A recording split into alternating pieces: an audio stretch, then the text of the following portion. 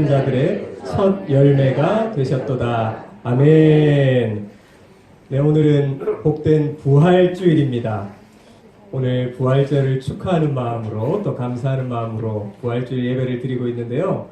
부활주일을 축하하는 것은 우리만 할 수 있는 것입니다. 예수 믿는 자만이 할 수 있는 특징이 바로 부활을 축하한다는 것이죠.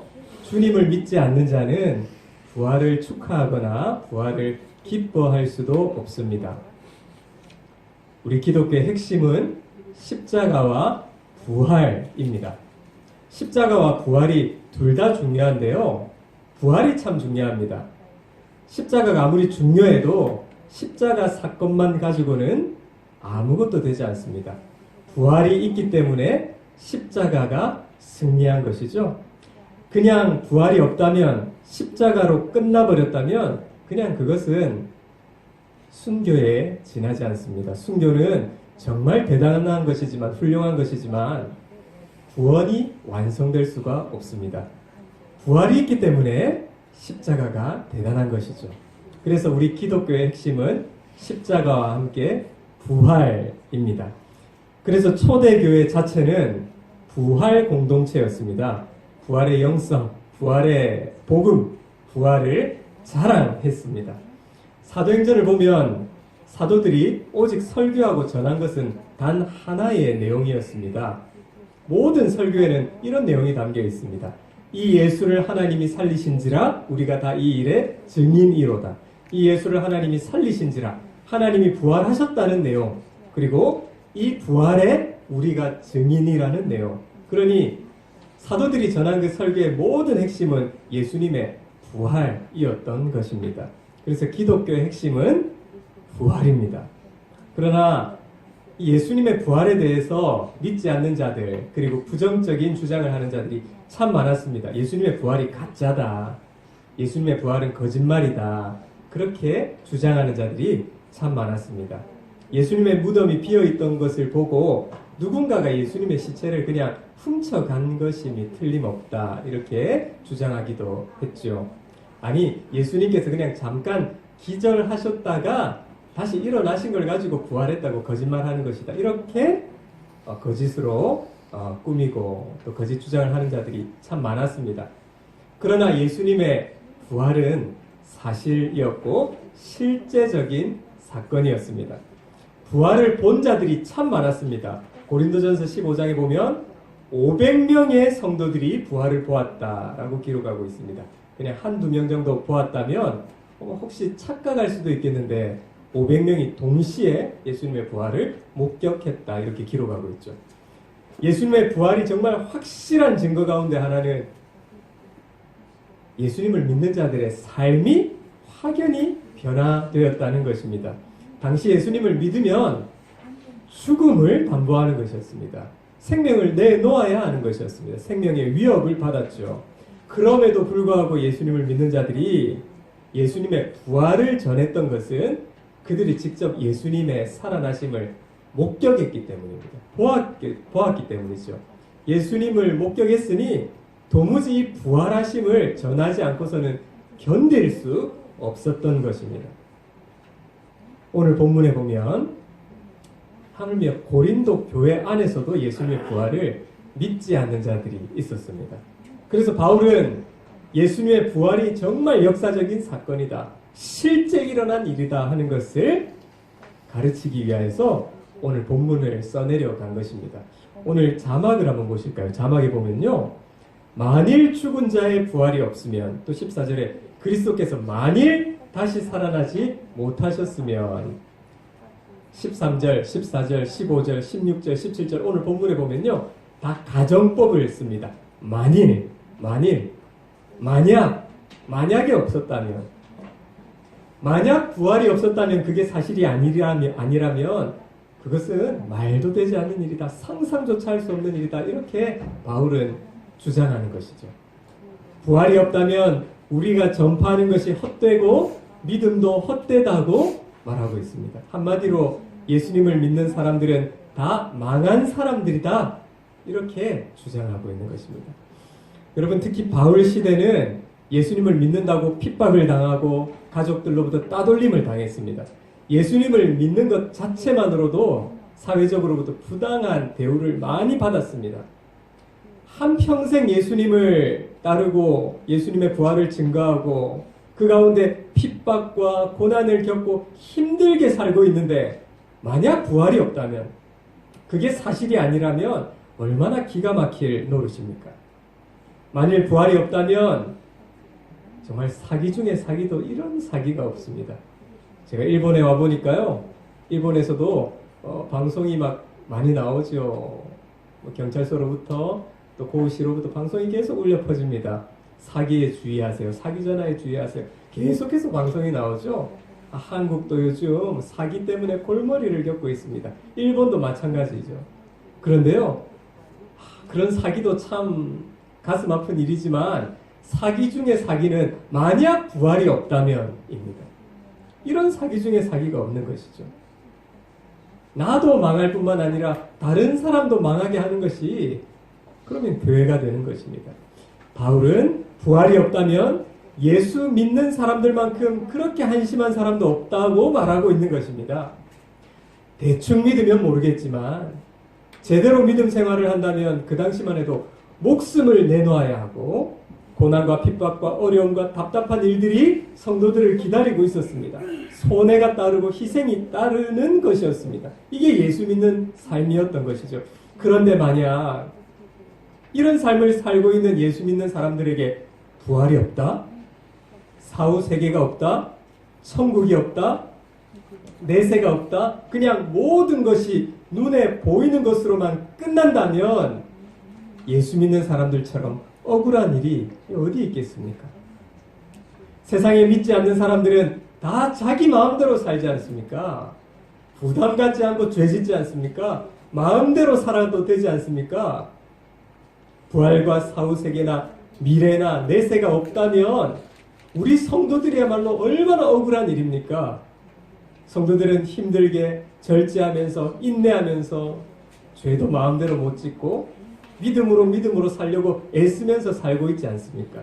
그러니 만약 진짜 부활이 없다면, 천국이 없다면, 그냥 우리가 눈에 보이는 죽음으로 다 끝나는 것이라면 그것처럼 우리에게 허무한 일이 어디 있겠습니까?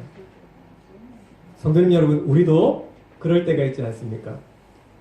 믿음으로 산다고 하는데, 말씀에 순종했는데, 나름대로 주님을 믿고 섬긴다고 하면서 지금까지 달려왔는데 내 생각대로 되지 않고 계획대로 되지 않는 일들이 있죠. 때로는 가정의 어려운 문제도 때로는 일어나기도 하죠.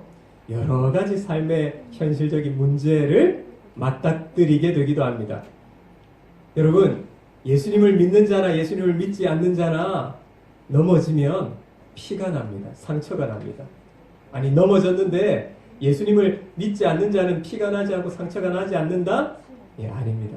예수님을 믿는 자나 믿지 않는 자나 이 땅을 살아가는 가운데 어렵고 힘든 고난의 길들을 마주칠 때가 있습니다. 제가 아는 어떤 선교사님 부부가 있는데요. 신학교에 들어오자마자 신학교를 졸업하면 선교지 오지에 선교를 하러 가기 위해서 신학교에 들어왔다는 말을 했습니다. 그리고 참 얼마나 신실하게 성실하게 부지런하게 그렇게 준비를 하며 사시는지요. 선교사가 되기 위해서 참 준비를 잘 하셨습니다. 그리고 신학교를 졸업하시고 그 고백대로 선교지로 출발을 하셨습니다. 온 가정이 선교지로 출발했죠. 평소에 이분들을 보면서 야, 이런 분들이 다 있나? 이렇게 예수님을 닮은 부부가 다 있나? 아니, 이렇게 살아가고 있는 분들이 계시네 하면서 야, 참 예수님을 참 닮은 사람들이라 참 감동을 늘 받고 존경을 하게 되었습니다. 이런 분이 준비를 잘하여서 파송을 받고 선교지에 도착한 그날 아주 큰 사고를 겪게 되어서 다 돌아가시게 되었습니다. 그때 이런 생각이 들었습니다. 이런 좋은 분들에게 왜 이런 일이 일어나지? 이런 좋은 분들에게, 이렇게 예수님을 닮은 분들에게 왜 이런 일들을 격도로 막아주지 않으시고 그냥 허락하셨을까? 인생의 의문과 신앙의 의문과 삶의 의문이 들었습니다. 여러분, 이런 인생의 수많은 의문들을 푸는 단 하나의 답이 있는데 그게 바로 부활입니다. 부활이라는 말은 이 세상의 삶이 끝이 아니라는 것입니다. 지금 눈에 보이는 것으로 끝나지 않는다는 것입니다. 지금 눈에 보이는 게 전부가 아니라는 것입니다. 부활이 있다는 것이죠. 천국이 있고 분명한 내세가 있다는 것입니다. 성도님 여러분, 만약 부활이 없으면요, 마음대로 사셔도 됩니다. 막 사셔도 됩니다. 교회 안 오셔도 됩니다. 예배 안 드려도 됩니다. 괜찮습니다. 만약 부활이 없다면, 천국이 없다면, 지옥이 없다면, 내세가 없다면, 눈에 보이는 이 땅의 삶으로 그냥 오활이 끝이라면 여러분들 마음대로 사셔도 괜찮습니다. 만약 부활이 없다면 교회 나오지 않으셔도 됩니다. 전도하지 않아도 됩니다. 헌금할 필요도 없습니다. 복음 전하지 않아도 됩니다. 오늘 이처럼 이렇게 말씀에 귀 기울여 들으실 필요도 없습니다. 부활이 없다면 인생의 실패도 이런 실패가 없습니다. 바울은 지금 바로 그 이야기를 하고 있는 것입니다. 만약 부활이 없다면 기독교의 존재 자체가 무의미하다는 것입니다. 그래서 우리 기독교 신앙의 핵심이 바로 부활입니다.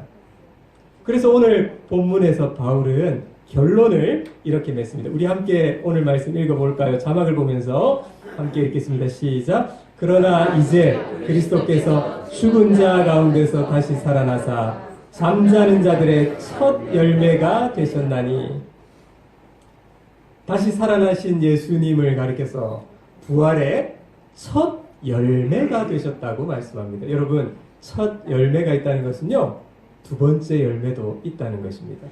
예수님의 부활 사건이 예수님으로 끝나는 것이 아니라 그 다음 부활할 자들이 있다는 것이죠. 예수님이 바로 첫째 처음 부활의 열매가 되셨고, 그 다음 예수 믿는 우리가 예수님의 모습을 그대로 따라서 우리도 부활하게 된다는 것을 말씀하고 있습니다. 성도님 여러분, 예수님이 죽음을 이기시고 다시 살아나셨다, 부활하신 것을 믿으시기를 바랍니다.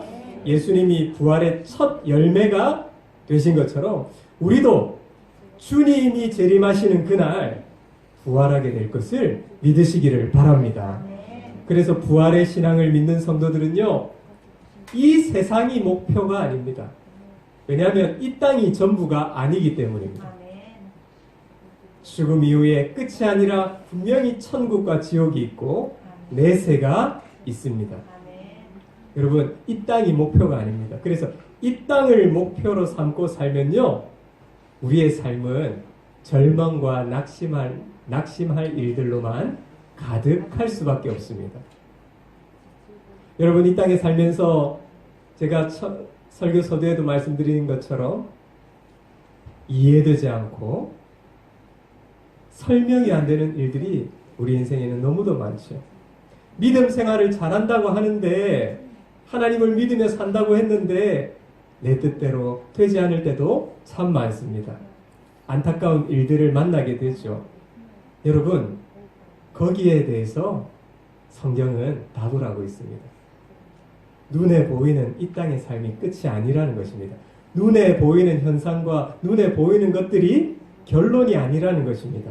분명한 내세가 있고 천국이 있고 지옥이 있고 부활이 있다는 것이죠. 이 땅이 목표가 아닙니다. 이 땅을 목표로만 삼고 산다면 낙심투성이일 것입니다. 그래서 우리 그리스도인들에게 답은 부활입니다. 부활이야말로 모든 그리스도인들에게 일어나는 일들에 대한 아주 명쾌한 해답, 정답이 되는 것입니다. 만약에 부활이 없다면 그리스도인들에게 일어나는 모든 불행한 일들은 불행으로 끝나버립니다. 예수 믿는 자들이 겪는 모든 고난은 그냥 생고생으로 끝나게 됩니다. 뭐가 없다면? 부활이 없다면. 부활이 사실이 아니라면, 천국이 없다면, 내세가 없다면. 그러나 부활은 그리스도인들에게 고난과 핍박을 당해도, 손해를 보아도, 실패를 하여도 참고 인내할 수 있는 이유가 됩니다. 부활이 있고 내세가 있고 천국이 있다는 이 사실은 우리가 참고 견뎌내는 힘이 됩니다. 왜 그럴까요? 부활은 진짜이기 때문입니다. 부활이 있습니다. 천국이 있습니다. 눈에 보이는 것이 전부가 아닙니다. 이 땅이 전부가 아니고 눈에 보이는 현실만이 전부가 아니라면 우리는 손해볼 필요도 없고 말씀을 지키려고 당하는 그 고난도 받을 필요도 없고 참고 견뎌낼 필요도 없습니다. 이 땅이 전부라면 그렇다는 것입니다. 그렇지만 성도님 여러분, 부활을 우리는 믿는 자들입니다. 장차 약속된 영광을 믿는 자들입니다. 내세가 있습니다. 이 땅이 끝이 아닙니다. 이 땅이 결론이 아닙니다. 눈에 보이는 것이 다가 아닙니다. 천국이 있습니다. 지옥이 있습니다. 상급이 있고 심판이 있습니다. 그래서 우리 부활을 믿는 성도는 이 땅에서 살아가는 사람들과 전혀 다른 방식으로 살죠. 우리는 말씀의 원리를 따라서 천국의 백성의 원리를 따라서 사는 자들입니다. 왜일까요? 부활이 있음을 믿기 때문이죠. 천국과 내세가 있음을 믿기 때문입니다. 성도님 여러분, 하나님께서 여러분이 기도하고 원하는 뜻대로 다 오케이로 응답해 주시지 않습니다. 다 내 뜻대로는 다 되지 않습니다. 그러나 낙심하지 말아야 합니다. 사실 그게 참 정상입니다. 내 소원대로 다 되었으면요, 내가 하나님하고 더 멀어졌을 가능성이 참 많습니다. 내 뜻대로만, 내 의지대로만, 내 계획대로만 착착착착 하나님이 다 오케이로 응답해 주셨다면 내가 오히려 더 하나님 의지하지 않고 살았을 가능성이 다분히 많습니다. 내 뜻대로 이 땅에서 성공만 이루었다면 어쩌면 내가 주님을 예배하는 이 자리에 앉아있지 않을 가능성도 많습니다. 성도님 여러분, 부활신앙이야말로 우리를 다시금 일으켜 세우는 회복의 메시지가 되고 힘이 되는 줄을 믿으시기를 바랍니다. 여러분, 다른 어떤 것으로 위로받으시려고 하면 안 됩니다. 별로 위로가 잘 안 됩니다. 말씀을 통하여서, 예수 그리스도를 통하여서, 오늘 부활의 첫 열매가 되시는 주님을 통하여서 우리는 이 땅에서의 위로를 맛보아야 할 사람들입니다. 요한계시록을 요즘 공부하면서요, 참된 위로는 여기에 있는 것이죠. 다른 데 소망이 없습니다. 예수님의 부활이 우리의 위로고 격려입니다. 예수님의 죽음으로 인해서 실망에 빠져있는 엠마오로 걸어가는 두 제자에게 부활의 주님이 나타나셨을 때 그들을 덮고 있는 절망이 한순간에 사라졌죠. 예수님의 죽음으로 인해서 충격을 받고 그냥 바닷가로 저 멀리 떠난 제자들에게 부활의 주님이 다시 그들에게 나타나셨을 때 제자들은 부활의 주님을 만나서 다시 힘을 얻고 위로를 얻고 다시 회복되기 시작했습니다. 여러분, 교회에 오셔서 다른 것으로 위로를 찾지 마시고 부활하신 주님으로 말미암아 위로를 얻으시는 우리 모두가 될 수 있기를 바랍니다. 바울은 부활의 예수님을 다메섹 도상에서 만나자 인생이 확 변화되었던 것입니다. 부활의 주님을 만나니까 바울의 인생이 뒤집어지고 자신의 인생에서 그동안 쫓았던 모든 것들을 배설물로 여기고 오직 부활의 주님의 증인으로 살기로 다짐합니다. 부활의 예수님은 신약 교회를 일으키셨고 하나님의 백성들은 부활의 신앙 때문에 자신의 생명을 걸고 인생을 걸면서 자신의 삶을 다 바칠 수 있었습니다. 왜 그럴까요? 부활의 주님을 만났고 목격했기 때문입니다. 성경은 우리에게 말합니다. 우리도 부활의 증인이라고 말씀하고 있습니다.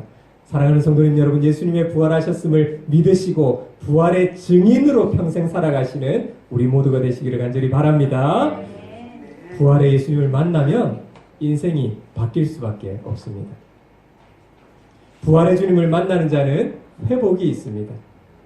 밑바닥에서 다시 일어설 수가 있습니다. 여러분, 혹시 자기 속에 절망이 가득한 자가 있습니까? 생각만 하면 절망뿐이다, 이런 분 계십니까? 부활의 주님을 만나시면 됩니다. 이 부활의 주님을 통하여서 그런 모든 부정적인 생각들과 절망적인 생각들이 떠나갈 줄 믿으시기 바랍니다. 그래서 인생을 사시면서 힘들다, 답답하다, 고통스럽다, 괴롭다, 외롭다 할 때 부활의 주님 앞에 엎드리시기를 바랍니다. 주님께서 다시 회복시켜 주실 줄 믿습니다. 부활은 죽은 지식이 아닙니다. 죽은 교리가 아닙니다. 부활은 오늘도 살아있는 실제 능력이요 힘이 됩니다. 여러분, 인간을 누르고 있는 가장 강력한 힘이 무엇일까요? 가장 강력한 힘은 죽음이라는 힘입니다. 그 누구도 죽음을 이길 수 없었죠. 많은 자들이, 권력자들이 죽지 않기 위하여서 애써 보았지만 죽음의 힘이라는 것은 가장 강력하기에 아무도 죽음을 이길 수가 없었습니다. 그런데 이 강력한 죽음을 이길 수 있는 가장 큰 힘이 있습니다. 그게 바로 부활의 힘입니다. 누구에게 주시는가? 믿는 자에게만 허락하시는 줄 믿으시기 바랍니다. 유일하게 이기는 것이 바로 부활신앙이죠. 부활의 힘이 사망의 힘, 죽음의 힘을 그냥 눌려버리는 것입니다. 게임이 되지 않습니다. 그래서 어떤 절망이 온다 할지라도 부활을 믿는 그리스도인들은 넉넉히 이기는 줄 믿으시기 바랍니다. 다시 일어설 힘을 부활의 신앙으로 얻게 되는 것입니다. 믿음으로 사는 자는 하늘 위로 받겠네. 믿음으로 사는 자들에게는 부활이야말로 참된 위로인 것입니다. 여러분, 지금부터 평생을 살아가시는 가운데 참된 위로를 예수님으로부터, 부활하신 주님으로부터 이 위로를 얻고자 하시기를 간절히 바랍니다. 그래서 바울은 고린도 교회 안에 있지만 아직도 주님의 부활을 믿지 않는 자들을 향하여서 부활, 이것이 정말 사실이고 실제 일어난 사건이라고, 그리고 우리에게도 일어날 사건이라는 것을 선포하고 있는 것입니다. 그래서 고린도전서 15장 전체를 할애하여서 부활만을 외치고 있습니다. 성도님 여러분, 예수님의 부활은 부활주일 오늘만 언급하는 것이 아닙니다. 매일매일이 부활절이고 날마다가 그리스도인들에게는 부활절인 것입니다. 우리 신앙의 본질이요 핵심이 부활입니다. 부활신앙을 가지면 우리의 삶이 분명히 달라질 것입니다. 초대교회 하나님의 백성들이 그렇게 목숨을 바쳐서까지 믿었던 것은, 복음을 전했던 것은 부활 때문이었죠. 다시 산다는 것입니다. 내세가 있다는 것이죠. 이 땅이 결론이 아니라는 것입니다. 눈에 보이는 것이 성적표가 아닙니다. 천국이 있고 내세가 있습니다. 하나님이 다시 살려주신다는 것이죠. 예수 그리스도의 부활이 없었다면 죽음 그 자체는 저주에 불과합니다. 그러나 예수 그리스도의 부활 이후에 하나님을 믿는 자들의 모든 죽음, 믿는 자들의 죽음, 성도의 죽음은 저주가 아니라 천국으로 들어가는 통로가 되는 것입니다. 이것이 바로 하나님의 자녀들에게만 주시는 복인 줄 믿으시기 바랍니다. 그래서요, 믿지 않는 자들은 죽음이 저주입니다. 근데 믿는 자들의 죽음은 같은 죽음인 것 같은데 확연히 다른 죽음이죠. 그러므로 눈에 보이는 것이 전부가 아닙니다. 눈에 보이는 현실이 결론이 아닙니다. 여러분, 이 땅이 전부가 아닙니다. 부활이 있기에 참고, 부활이 있기에 인내하고, 천국의 소망이 있기에 이 땅에서 믿는 자들이 손해도 보고 져주면서 살아갈 수 있는 것입니다. 여러분, 누가 이렇게 할 수 있습니까? 예수님의 부활을 믿는 자들이 이렇게 살 수 있는 것입니다.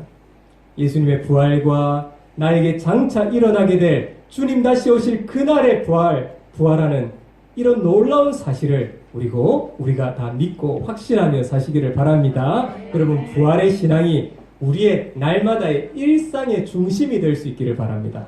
오늘만이 아니라 매일매일이 부활절 되기를 간절히 원합니다. 이런 부활 신앙을 가지고 사셔서, 부활의 증인으로 사셔서 부활의 신앙을 통하여서 참된 이 땅의 위로를 받으시고 격려를 얻으시고 또 힘을 누리시는 우리 모두가 되시기를 주님의 이름으로 간절히 축원합니다. 아멘.